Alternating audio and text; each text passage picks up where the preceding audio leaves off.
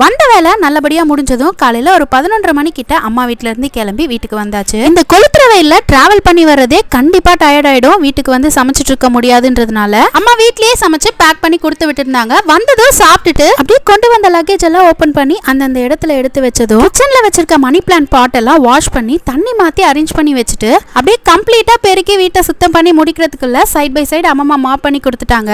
அப்புறம் அப்படியே ஈவினிங் போல வீட்டுல சுவாமி கும்பிட்டே ஒரு வாரம் ஆக போகுதுன்னு சுவாமி படங்கள்ல இருந்த பழைய பூவெல்லாம் எடுத்து தொடச்சு சுத்தம் பண்ணி படங்களுக்கு பூ மாத்தினதோட தீபம் ஏத்தி சஷ்டி கவசம் படிச்சு மனசுக்கு நிறைவா பூஜை செஞ்சு முடிச்சுட்டு வீட்டு பக்கத்துல இருக்க சிவன் கோயிலுக்கு போயிருந்தேன். நேத்து தேய்பிரை அஷ்டமின்றதுனால பைரவருக்கு பூஜை நடந்துட்டு இருந்தது. ரொம்ப அழகா விபூதி அலங்காரம் பண்ணிருந்தாங்க. அப்படியே தரிசனம் பண்ணிட்டு என் அப்பன் முருகனையும் பார்த்துட்டு வீட்டுக்கு வந்ததோ டின்னருக்கு அம்மா கொடுத்து விட்ட இட்லி இருந்தது. அதை வச்சு கடுகு உளுந்து கருவேப்பிலை வரமிளகெல்லாம் போட்டு உப்புமா மாதிரி தாளிச்சு. முன்னாடிலாம் இட்லி உப்புமானாலே பிடிக்காது, ஆனா இப்போ என்னோட ஃபேவரட் ஃபுட்டாவே மாறிடுச்சு.